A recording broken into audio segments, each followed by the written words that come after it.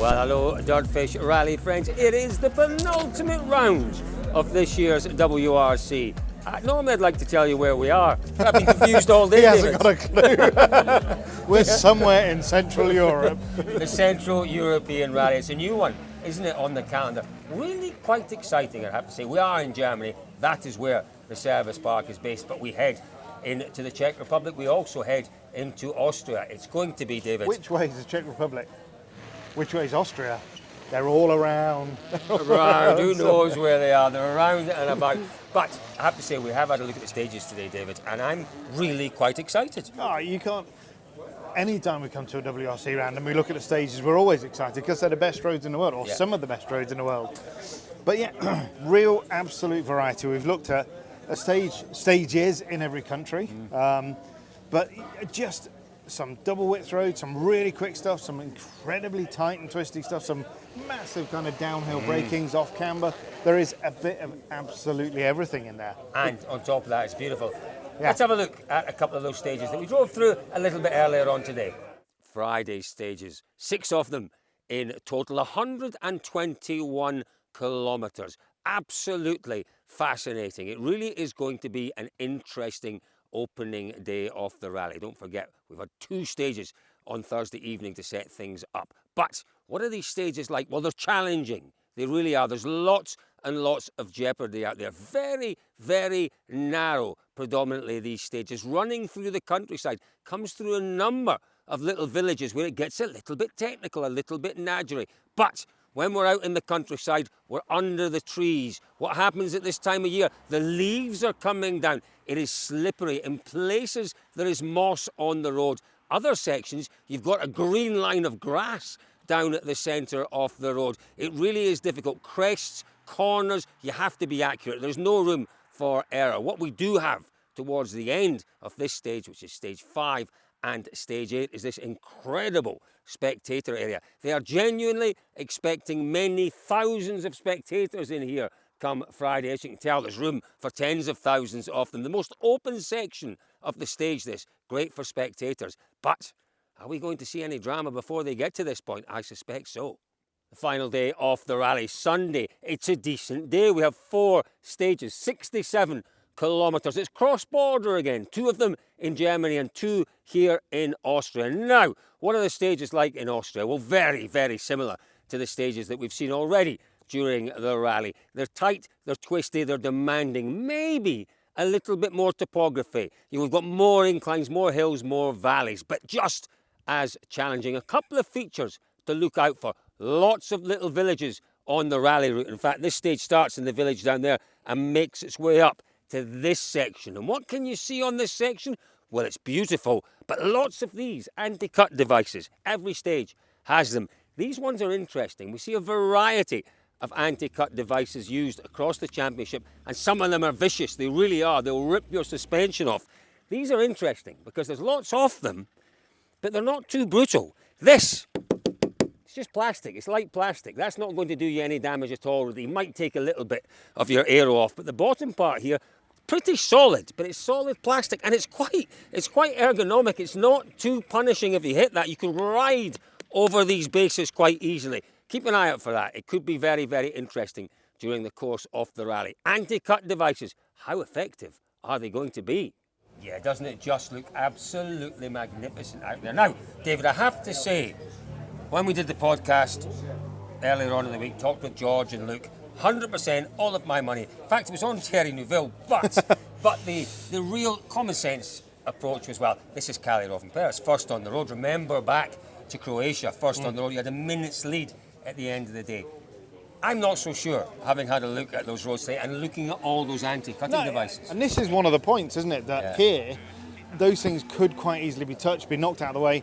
And if that bit of plastic goes, for sure, the anti-cutting device is absolutely the cut redundant. is on. The cut is on. The cut's completely on because you're just going to pop over the top of the plastic thing, over the base. Yeah. But the point is, if they all stay in one place, at least for the first run, it's very difficult for Kalle to make a difference because he simply can't get the car off the road to get the muck onto the road. And make no mistake, that's part of the thinking here. They've almost put it in their notes to remember to cut deeper, to pull more mud. Cut deeper, and sometimes, David, to get the back end coming out a little bit, just to pick. No, this is what Ogier and Loeb used to do. Honestly, it wasn't they? just deep. How did they do it? So it was look at this. Just watch with the back end of the car, poof, like that. And that really muddies the road. Yeah, exactly, like a muck spreader.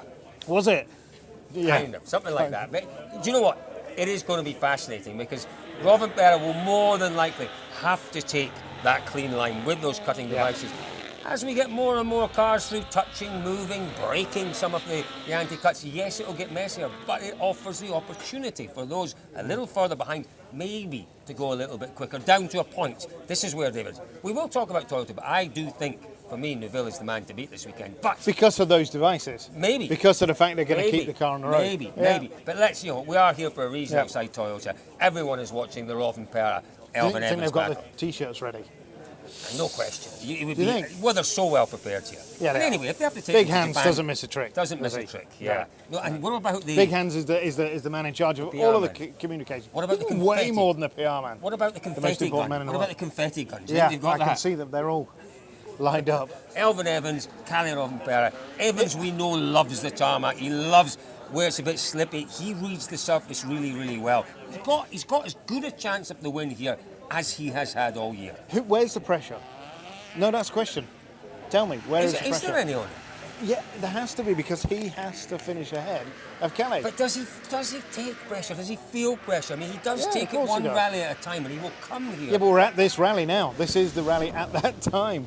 He has to finish ahead of Kalle. The thing with Elvin Evans is he does not change his approach. No, he doesn't. He'll see how it feels in the first stage, the second stage, and Is that approach going to be enough to beat Kalle Rovanperä? That's the very big question. And if it's going well, if it's all dialed in, yes, it is. I genuinely believe on tarmac, if Elvin Evans feels comfortable, feels at one with the car, I would put my money on Evans in a straight fight. For me, in changeable conditions, we've seen it down the years, all the way back to British Championship rounds, doing in Ulster and things like that. He has an ability to find grip, doesn't he, in the road on changeable conditions. But I think, he's great.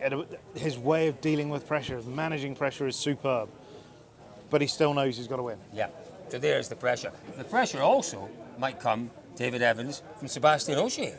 Ogier, we know, he lives an hour or two from here, doesn't he? He's come to this event, we know. He's never been in this area before, though, so he doesn't know this area. He's not, but what did we say as we were driving through?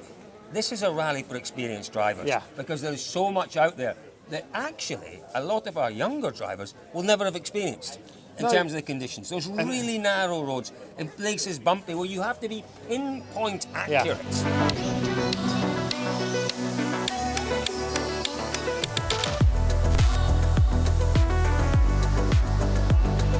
Dirtfish Live Center. Dirtfish Live Center. Dirtfish Live Center. Dirtfish Live Center.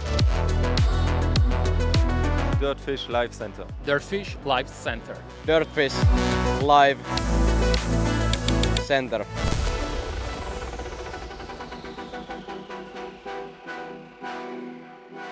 Let's move on then and talk about Hyundai, because interesting dynamics there. We've had obviously the news since we were in Chile that Tarmac is going back to Hyundai next year.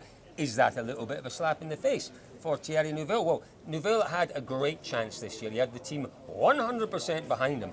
I genuinely think he will be extra motivated in these last two events to say to the team, look, yeah, you brought Tarmac along, but I am still the man to win this. I think so. I think he may be that extra motivation. Thierry Neuville is one of the most motivated people in the world. I think he may be extra but listen, he hasn't had to ask too many questions of the team, of himself. As you say, he's full of confidence. But the team have felt they've needed to bring someone else in. So will he be questioning himself? They felt, they felt they needed to. They've had the opportunity to. Is it? Yes, that's a very good way of putting between, it. Isn't it? Yeah, for sure. They said themselves, Abiteboul said, we need to do something. Yeah. And Tarmac is, he's a great option. He's absolutely the right option for that team. But Thierry's pretty relaxed about it. I think ultimately, we've been through this before. They had 2 years together. Let's see. I think it's going to be fascinating. But to say that Thierry's extra motivated here, I don't think he is, because Tarmac, Thierry, he is always in there with a very, very, very good shot of winning. The other dynamic in Hyundai that we have to look at, though, David, is their two Finnish drivers. You know, we've got Lappy coming off a difficult run. We've got Sunanen. You know, a lot of people saying he's got to show what he can do here. He's got to show that he's an all-round driver. He's not just a fast gravel driver. It'll be fascinating watching those two. For me, Teemu has to put in a performance here. Everywhere else we've seen, you know, he's got form. Gravel, he's got form. Fast gravel, definite form. Tarmac, he needs to put a performance in here. And it's also interesting, you know, where does EP sit right now?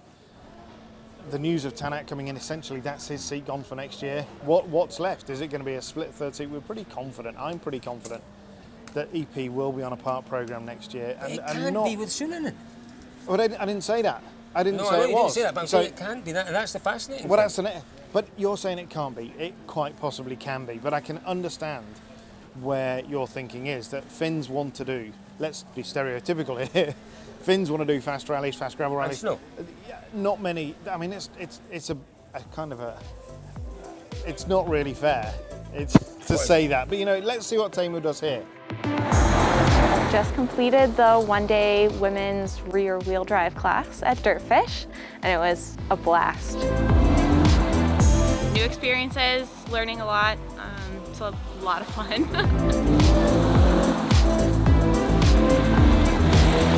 All the enthusiasm from all the women. I felt a lot more comfortable in the car and got a lot more out of the class. And I think everyone should do it.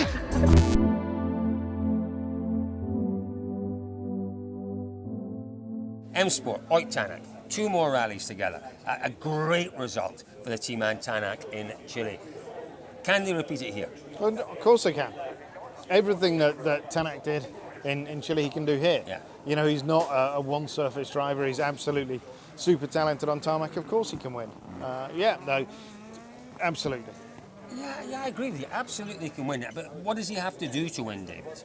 Does he have to, you know, because he has to go fast. That's the easy answer. Of course he does. And one of the issues that he raised in Chile was, it's not an out-and-out power event. We don't know exactly where that engine sits. It seems a pretty good engine to us.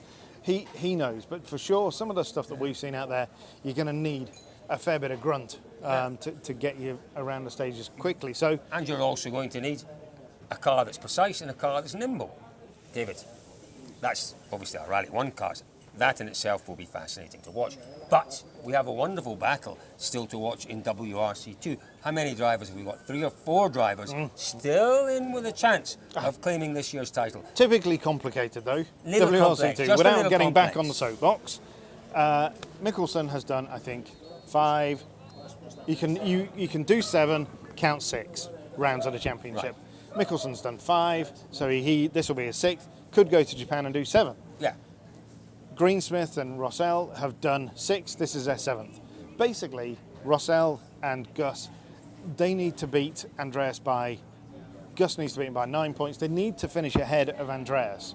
And then they need to pray that Mickelson doesn't find the cash to go to Japan, because if he does, Mickelson then has to finish higher than 4th to add to his total, which of course he will in Japan. He'll win it. Yeah, of course he will, because there are so few entries there. Very impressed that you remembered all of that. With this headache, you should be. The poor boy's got a terrible headache. Really fascinating out there.